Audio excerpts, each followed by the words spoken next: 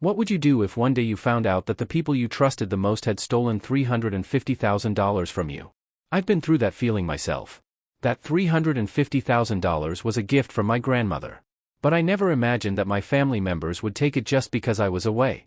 Luckily, their actions were uncovered. And even though we share the same blood, my grandmother was determined to have them face the law. How did they manage to steal my money? And how did my grandmother punish them? Let me tell you the whole story of what happened. Hello everyone, my name is Ryan. I'm 28 years old and own a small company that makes wooden furniture in San Francisco. I worked as a sales rep for a wood products company in Seattle, Washington a year ago. With an annual salary of just $70,000, I thought I'd be stuck in that position for at least a few more years. Every morning, I woke up feeling trapped in an endless loop. Go to work, come home, go to work again. The cramped apartment I was renting with its bare minimum of furniture was all I had to show for 4 years in Seattle. But luck decided to smile on me.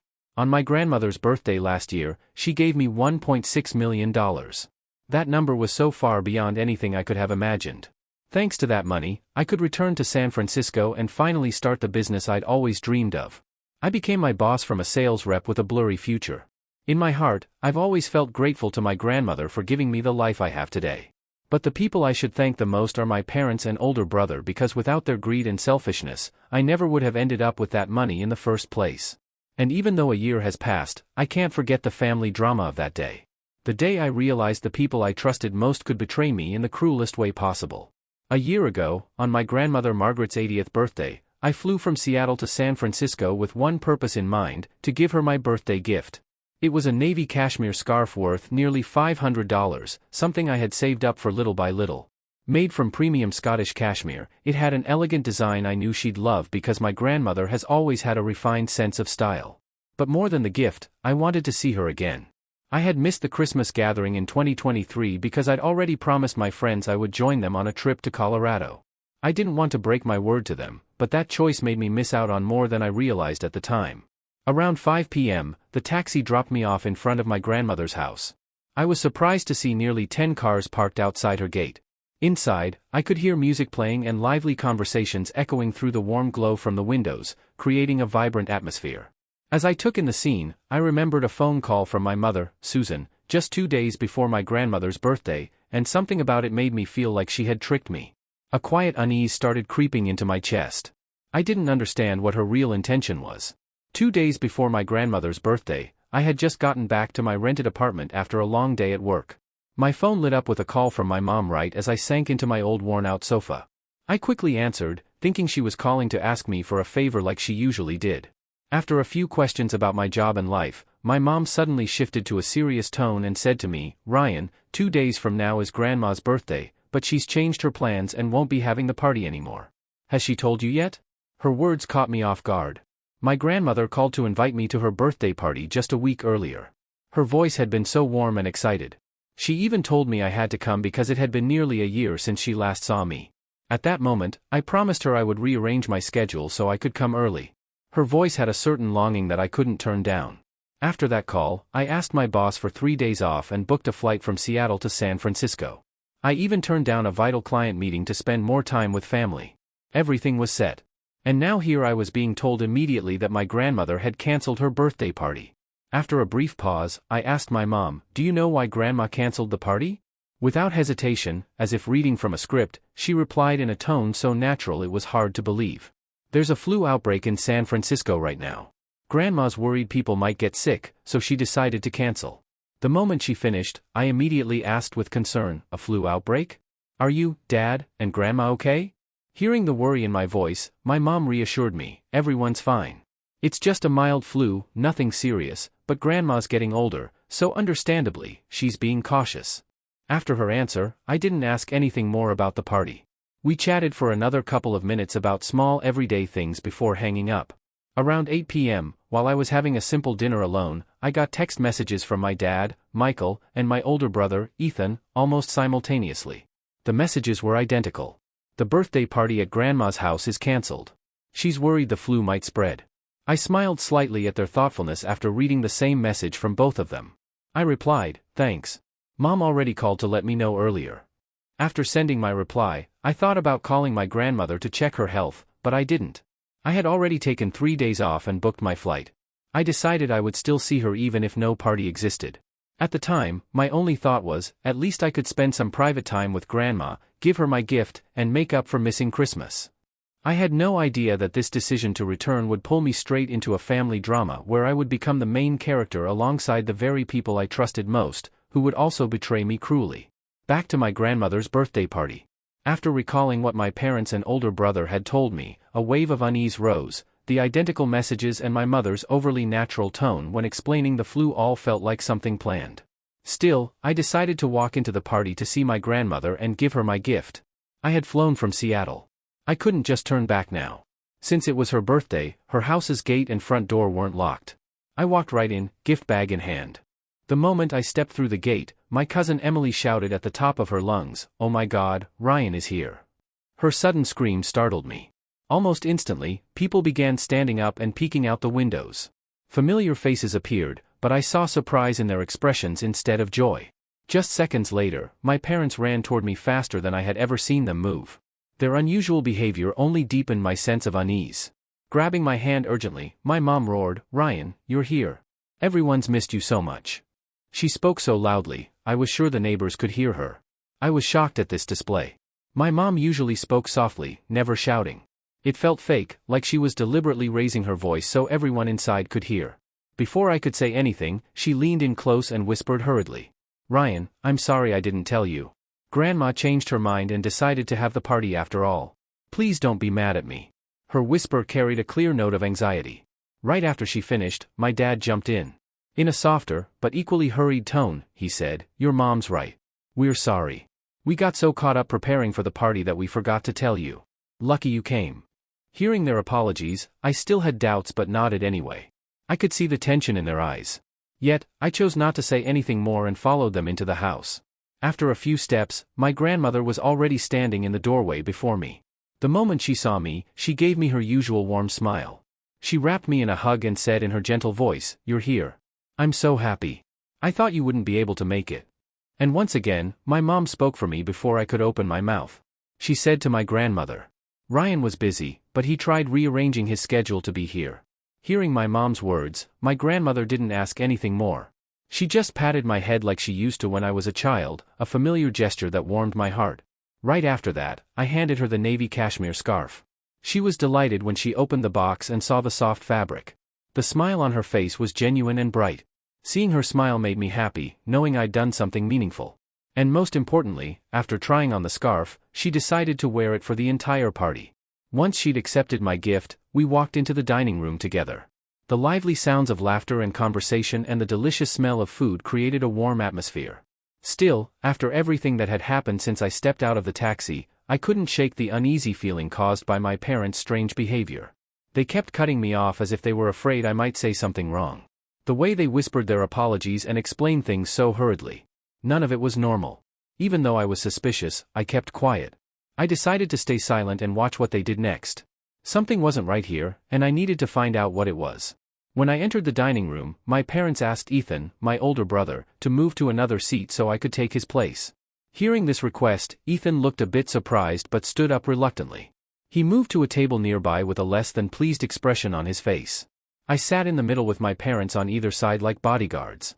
My mom smiled and said in a tender voice, "It's been so long since I've seen you, so today I want you to sit close to me." At the time, I thought she truly missed me. The way she arranged the seating seemed like her way of making up for the time we'd spent apart. But her real intention was to keep me under control to ensure she could step in and manage anything I said. When I sat down, my Uncle David, my dad's younger brother, handed me a glass of red wine and eagerly helped fill my plate with food. He had always been the most genuinely friendly person in the family with a smile that never felt fake. Emily, his daughter, started asking me about my life and work in Seattle with questions like, "Ryan, how's work in Seattle?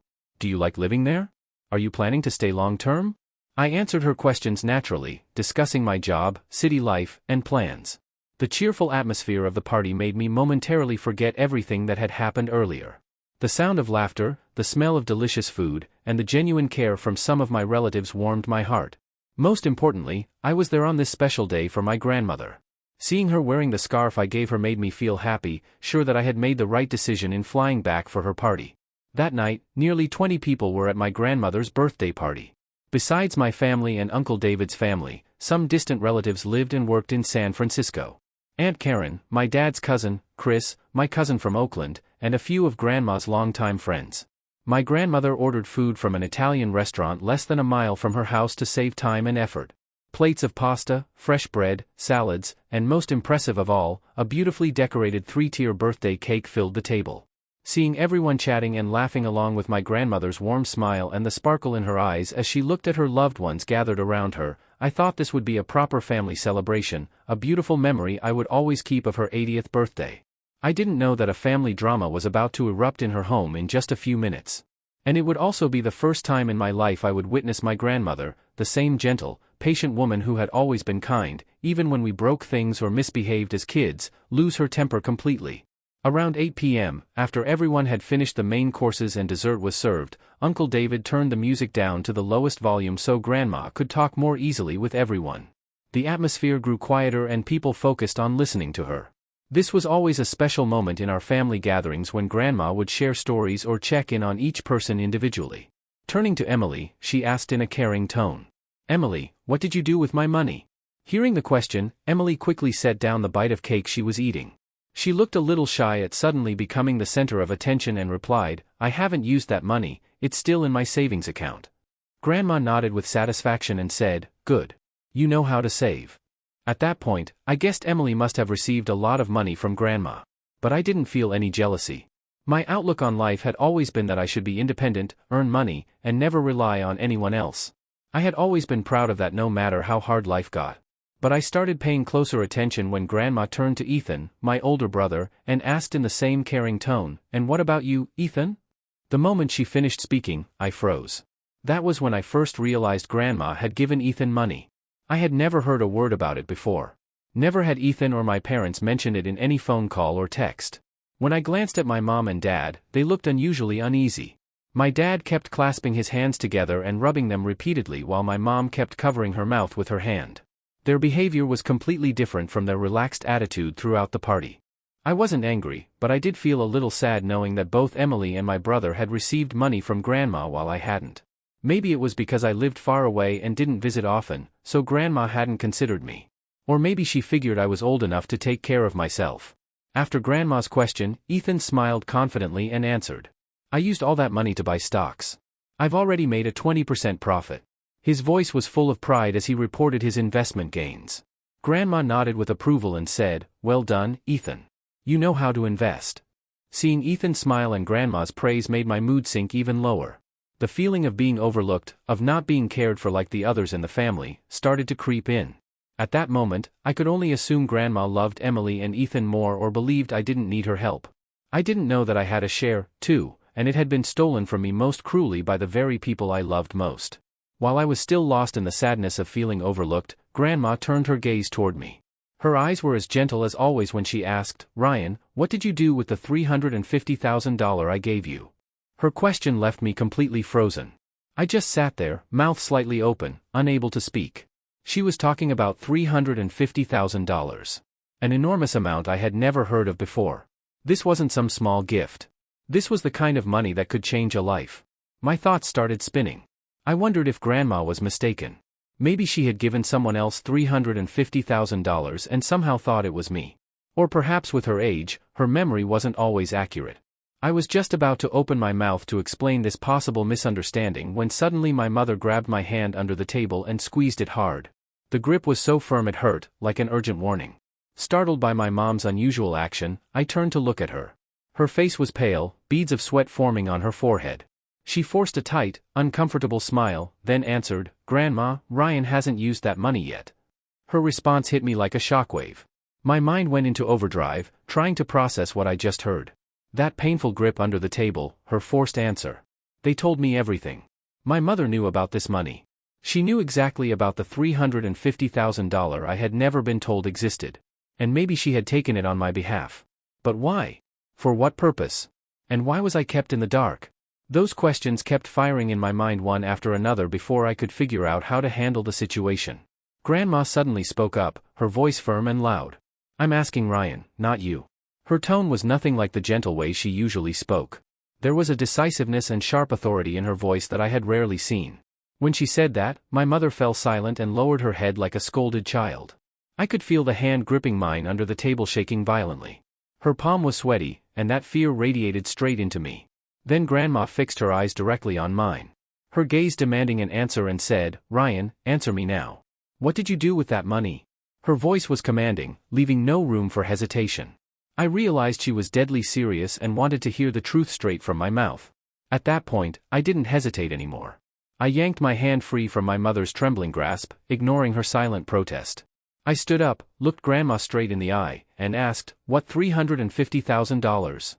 I've never even known about that money." My response seemed to suck all the air out of the room. Grandma stared at me with shock and confusion, as if she couldn't believe what she'd heard. Right then, I knew my parents were behind that missing money.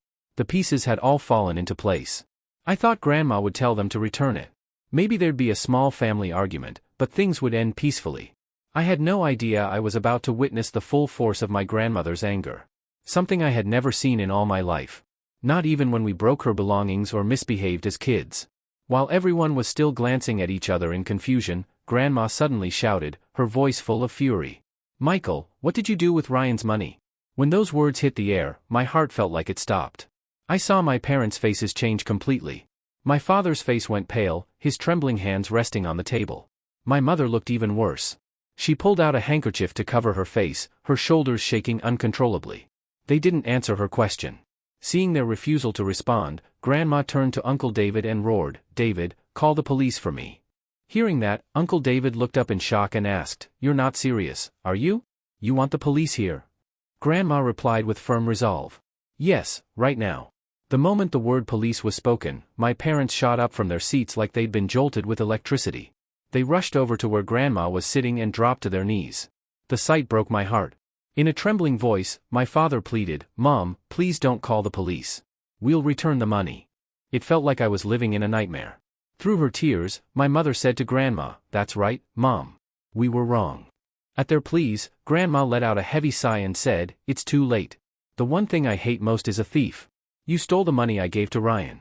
Hearing her accuse them outright, my father suddenly shouted back, "We didn't steal it. I just borrowed that money." That stubborn answer made anger rise in my chest. How could my dad still argue in this situation? His response only fueled Grandma's rage. She yelled, "Borrowed? Ryan didn't even know about the $350,000. If I hadn't asked today, you would have kept quiet and taken it for yourselves, right?" Even then, my father refused to admit fault fully. He said to her, "Ryan is my son. I have the right to decide for him." Hearing that, I instinctively stepped back, my mind scrambling to process what I just heard.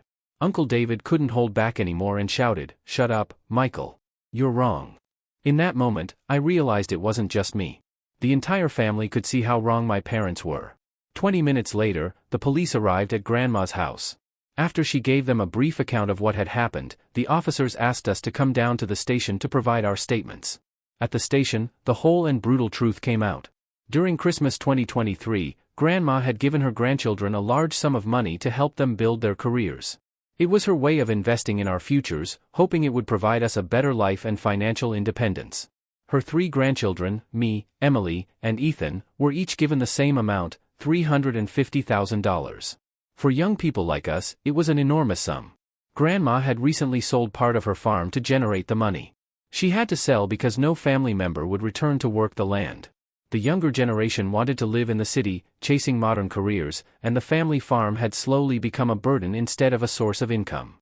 I couldn't make it home that Christmas because I had already planned a trip with friends, something we'd arranged far in advance and promised to join.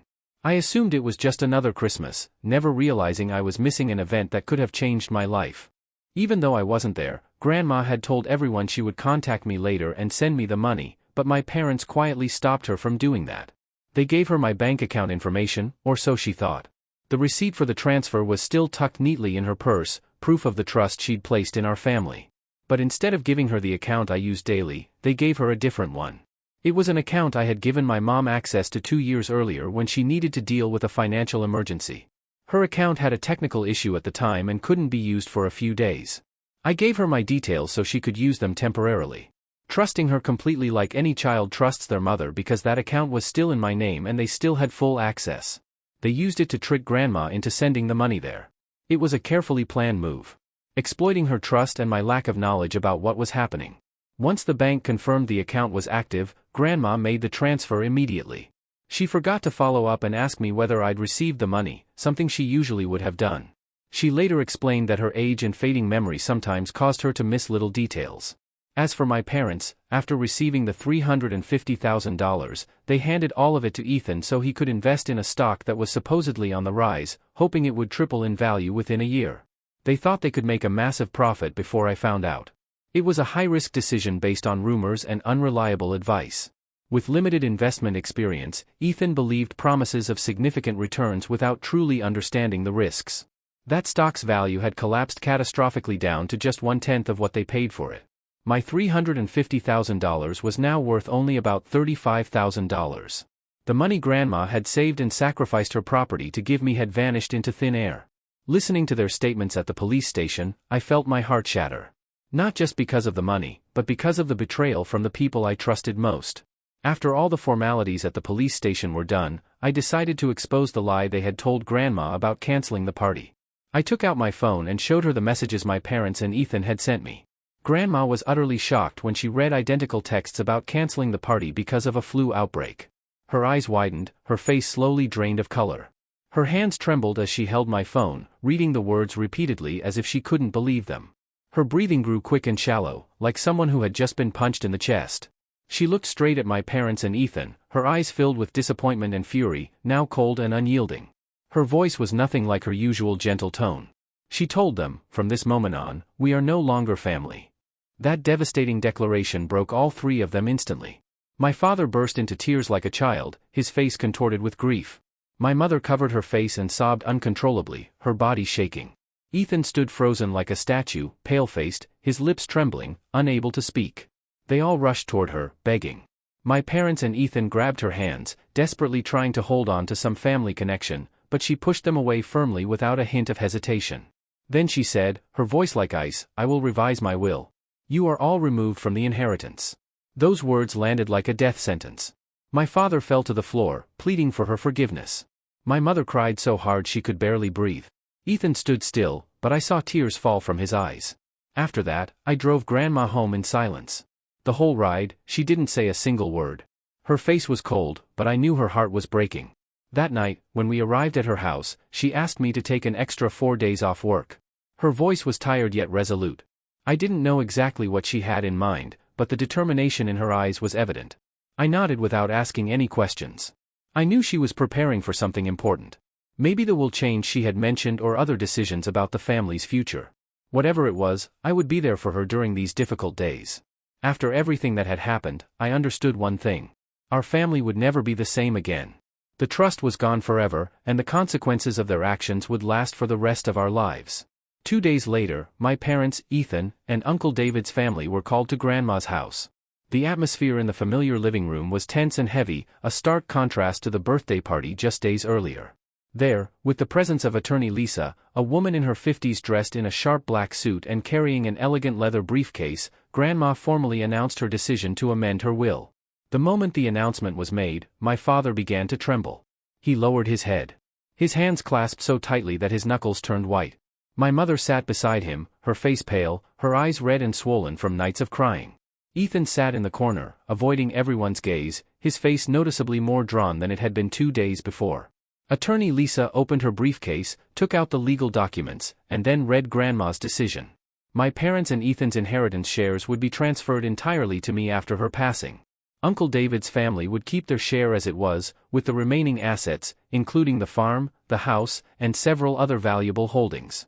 It was estimated that Uncle David's family and I would split no less than $3 million. Hearing this, my father suddenly stood up and tried to beg Grandma to change her mind. My mother broke down, sobbing and pleading for forgiveness. Ethan was utterly crushed, holding his head in his hands, trembling. But Grandma just sat still, her face like stone, unmoved by their pleas.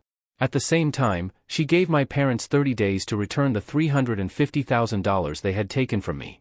An incredibly short deadline, especially knowing that nearly all of it was gone after their failed stock investment. Attorney Lisa, acting on Grandma's authority, stated that she would file a legal demand in court to ensure they received formal notice. The mention of legal action left my parents stunned. They realized they were losing their inheritance and facing potentially serious legal consequences. While the three of them sat in shock, Uncle David spoke up, his voice thick with anger, saying it was precisely what greedy people deserved. Sitting beside her father, Emily nodded in agreement, her eyes filled with disappointment as she looked at Ethan and my parents. Grandma then explained that she had given them love and opportunity, but they had betrayed and deceived her. Now they would have to face the consequences of their actions. The entire room fell into heavy silence. My parents and Ethan sat like statues, fully aware they had lost everything from the love of the family to their financial future. They argue that no matter what happened, my parents and Ethan were still family and cutting them off completely might have been too harsh. Some feel she could have allowed them to make things right instead of severely punishing them. What about you? What do you think of my grandmother's decision? Was she right to act so firmly, or did she go too far in punishing those who betrayed her trust? Share your thoughts in the comments. I genuinely want to hear your perspective on what my family went through. Every point of view helps me understand this situation more deeply. And if this story resonated with you, don't forget to subscribe, like, and share it so more people can listen and reflect. Thank you for following along with my story. Attorney Lisa announced that the legal paperwork would be sent to their address within 48 hours. After the lawyer left, Uncle David and Emily said their goodbyes, leaving us in that heavy atmosphere. Looking at my parents and Ethan in complete collapse, part of me felt guilty. But another part of me believed this was the justice they had brought upon themselves. In that moment, I understood that my life had changed forever. From an ordinary employee in Seattle, I was now set to become an heir to part of my grandmother's fortune, a massive inheritance I had never dreamed of. A month later, my parents and Ethan were forced to sell the house they were living in to come up with the $350,000 they owed me. It was a two-story home in a good neighborhood in San Francisco where I had spent my childhood and early years. My parents bought it 20 years ago, and it has countless family memories. Selling the house was not an easy decision for them. They had to accept a price lower than market value to sell quickly and meet the repayment deadline. The process was rushed, leaving them no time to find the best buyer or negotiate a better deal. On top of the repayment, I also received an additional $35,000 in interest calculated at the market rate for personal loans, thanks to Attorney Lisa. This was compensation for the fact that I had been deprived of using my own money when they took it. Surprisingly, I didn't feel sad when they sold the house I grew up in. That house was once the backdrop to my childhood, where I studied, played, and grew up. But after everything that had happened, I realized those fond memories had been clouded by the betrayal of the people who had created them. Maybe this was a sign that I had grown up, that I now understood actual value isn't found in material things, but in honesty and trust. A house is just bricks and mortar, but the damage done to family bonds can't be repaired. After recovering the stolen money, Grandma made another decision that surprised me. She decided to sell the remaining part of the family farm for $2.4 million. This was the last portion of land she still owned after having sold part of it earlier to give money to her grandchildren. Letting go of the farm wasn't easy for her. It was a family legacy passed down through generations, a place tied to the memories of her entire life. But she said she wanted to convert the assets into cash to simplify division and management. The $2.4 million was split evenly between me and Uncle David's family. I received $1.2 million, an enormous amount I had never dared to imagine. Uncle David's family received the same share, a reward for the loyalty and genuine affection they had shown Grandma all these years. At that point, I now had nearly $1.6 million, the original $350,000, the $35,000 in interest, and $1.2 million from the farm sale. It was enough to make every dream I'd ever had a reality. My gratitude toward Grandma grew even deeper. She hadn't just given me financial stability. She had taught me invaluable lessons about honesty, fairness, and courage. She showed me that sometimes standing up for what's right, even when it hurts, is necessary. Grandma had become my hero, not because of the money she gave me, but because she taught me how to live with principles and values. With $1.6 million, I fulfilled my long-held dream, opening a wooden furniture manufacturing company in San Francisco. This wasn't an impulsive move, but the result of years of working in the industry and gaining deep insight into the market. I spent 2 months searching for the correct location for my workshop. After surveying multiple sites, I decided to lease a 5,000 square foot warehouse in the city's southern industrial district. The area was ideal for receiving raw materials and delivering finished products to customers. The initial investment was significant. I purchased specialized machinery, saws, planers, drills, and a modern dust extraction system. The total cost for equipment and workshop renovations reached $400,000. On top of that, I stocked up on high-quality wood from trusted suppliers. I hired 5 experienced carpenters and 2 office staff to handle orders and customer service. I offered salaries higher than the market average to attract the best talent in the industry. My business strategy focused on premium quality and unique designs. Instead of competing on price with large manufacturers, I targeted high-income customers who valued aesthetics and fine craftsmanship. Within 6 months of operation, the company had already turned a profit. Our first products, dining tables, bookshelves, and bed frames, received overwhelmingly positive customer feedback. I felt proud knowing that Grandma's gift didn't just change my life. It also created jobs and opportunities for others. A year had passed since the family drama erupted, and my life had changed completely, all for the better. My furniture company was thriving. We had expanded operations, hired more employees, and secured major contracts from upscale hotels and restaurants in the area. I bought a small house just a minute's drive from Grandma's place. The decision wasn't just for business convenience, but also so I could take better care of her. At 81, she needed family nearby in case she ever required help. Life for my parents had grown much harder over the past year. After selling the San Francisco house, they couldn't afford to buy another in the area. They moved to Oregon where the cost of living was lower and were now renting a small house in the suburbs of Portland. My father, nearly 60, had to look for a new job. No easy task in a competitive job market. My mother worked part-time at a grocery store to help make ends meet. Ethan also moved with them to Oregon. He had lost his previous job and was now working as a technician for a small company, earning a modest salary. His once luxurious lifestyle was long gone. Grandma, at 81, was still healthy and sharp-minded. She seemed more at ease now that those who had betrayed her were no longer part of her life.